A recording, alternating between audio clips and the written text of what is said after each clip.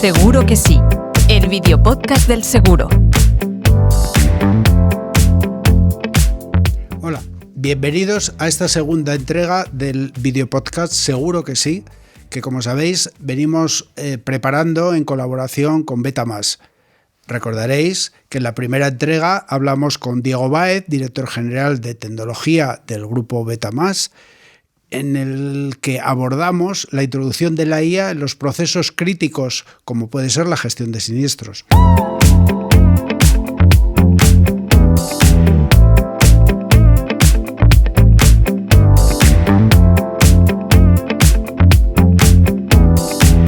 En esta segunda entrega vamos a contar con José Fernández, CTO de Betamass, y Karina Gasparini, Product Owner.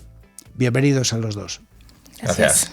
Al principio y al introducir la IA en producto suele ser un proceso lento y hasta cierto punto arriesgado.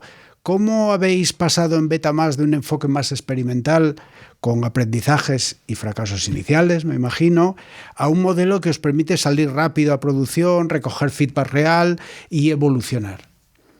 Bueno, pues el primer contacto que tuvimos con la IA fue en 2023, que hicimos los primeros desarrollos. Fueron 2 casos de uso bastante ambiciosos, pero muy poco iterativo, que eran casos de uso relacionados con la recomendación de predicción de insatisfacción del cliente y recobro de siniestros. En ese momento analizamos con negocio en profundidad todo el proceso que hacían y definimos soluciones completas para solucionar ese problema, ¿no? Cuando el modelo salió a producción, nosotros no teníamos seguimiento de métricas y dependíamos totalmente del feedback del usuario, un feedback cualitativo, no teníamos métricas ni nada para seguir.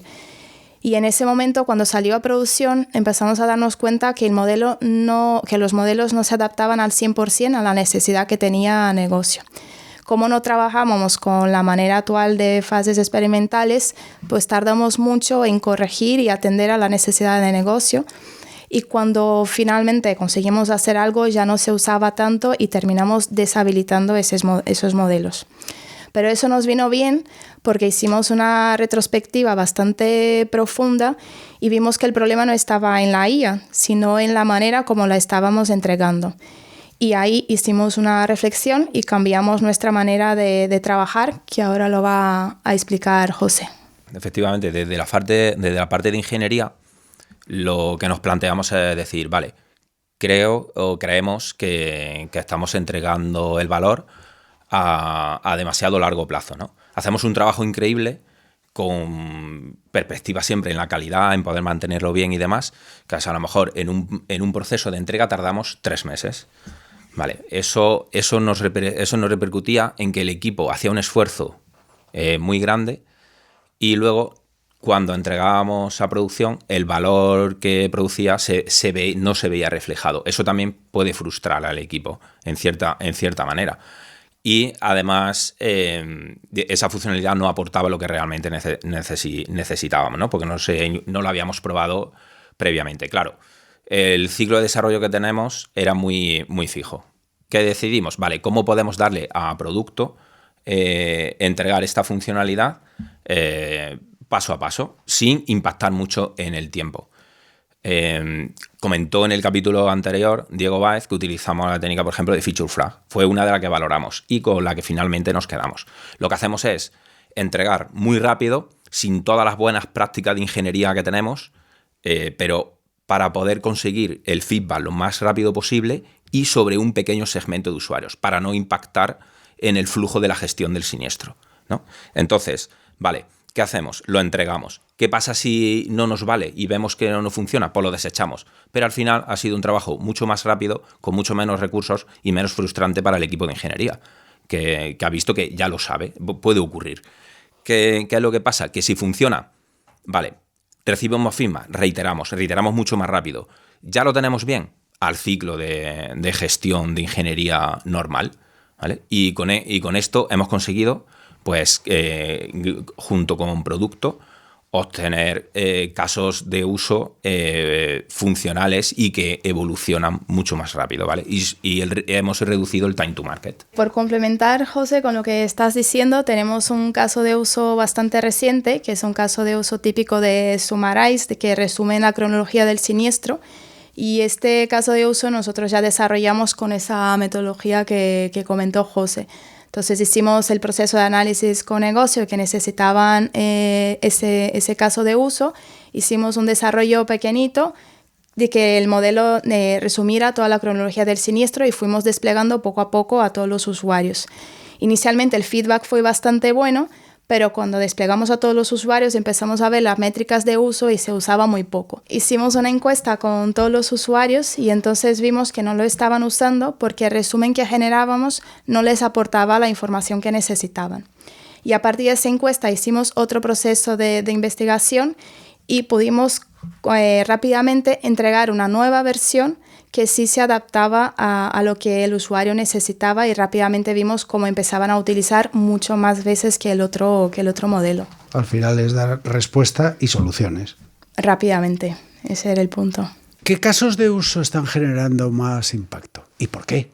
Ahora mismo el caso de uso que más impacto estamos viendo es en la apertura de los siniestros. Inicialmente implementamos modelos de recomendación en todo el proceso de apertura que recomendaban datos que necesitamos para realizar una apertura, como puede ser la causa del siniestro o las garantías. Pero ese proceso era un proceso muy manual. El usuario que trabaja con esa funcionalidad pues tenía que pasar por 3 pantallas distintas, revisar cada una de las recomendaciones que hacía la IA y corregirlas. Cuando analizamos los datos de uso de la apertura del siniestro que teníamos antes, vimos que no era efectiva. Entonces decidimos hacer una nueva investigación y cambiamos 100% el proceso.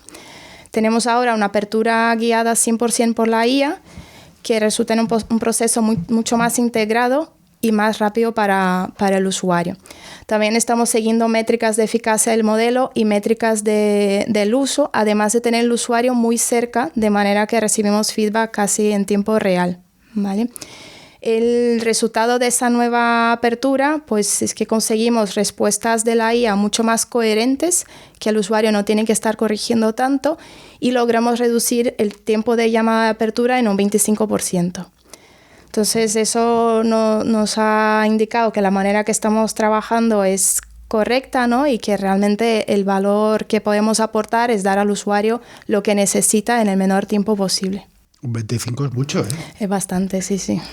Cabe pensar en más, ganar más todavía. Siempre hay margen de mejora. Hombre, ahí es clave también para poder lograr esa reducción del 25% la labor que vosotros realizáis, claro. Sí. Al final nosotros también le damos las herramientas para que puedan tomar esas decisiones, ¿no? y medir. Le intentamos dar todas las herramientas posibles, tanto de trazabilidad, monitorización, que le permite tomar decisiones, ¿vale? Y junto con el feedback que reciben. Oye, y cuando la IA deja de ser un piloto y empieza a tomar decisiones reales, aparecen 2 grandes retos. Por una parte, cumplimiento normativo y por otra parte, costes. ¿Cómo lo abordáis desde Betamass? Estos 2 ejes son bastante importantes para nosotros. De hecho, el cumplimiento regulatorio o el compliance en general es muy importante para las compañías aseguradoras, ¿no? Entonces, nosotros aquí, ¿qué es lo que vemos o qué es lo que vimos cuando empezamos a introducir inteligencia artificial? Vale, por un lado tenemos que tener la confianza de las compañías aseguradoras y por otro lado también de los usuarios, ¿no? Al final, no solo los usuarios, tramitadores, reparadores, también los asegurados. Si tú das herramientas como inteligencia artificial, tienen que tener esa parte de decir, vale, confío en ella y me adapto a ella, ¿vale? Y me sirve para mejorar mi productividad. Vale, entonces, dentro luego de este punto, miramos el marco regulatorio. La Unión Europea sacó la ley por la cual tenemos que regirnos, ¿no? Todas las empresas en el uso de inteligencia artificial. Eso nos ayudó a ver, por ejemplo, a tener un procedimiento de inventario de no solo los usuarios, sino también nosotros internamente cómo usamos las herramientas, qué herramientas podemos usar, cómo las podemos usar. Cuando queremos liberar un caso de uso de inteligencia artificial, si tiene un impacto económico en una gestión del siniestro, normalmente tiene que haber un humano que supervise esa decisión que hace la inteligencia artificial. No puede tomar la inteligencia artificial una decisión por sí sola, ¿vale? Nosotros intentamos darle pautas y parámetros de precisión, por ejemplo, para que el humano en sí, cuando tome la decisión, pues tenga esa información, la pueda tomar mucho más rápidamente, ¿no? Aparte de esto, lo que hacemos es cuando el producto define el caso de uso inicialmente, ahí ya estamos metiendo la parte de cumplimiento, cómo vamos a cumplir con la norma, ¿no? Y otro de los objetivos de este año para la empresa es obtener la ISO 42001, que está relacionada con la inteligencia artificial. Y respecto al otro eje en el que me has preguntado es el coste. Costes. La IA es cara. Así, pero no toda la IA. Diego comentó en el capítulo anterior que tenemos modelos de Machine Learning tradicional. Esto lo llevamos haciendo desde hace... Bueno, nosotros internamente llevamos haciéndolo 4 años, 3 años, desde que empezamos con el primer boceto, ¿no? El primer EDA.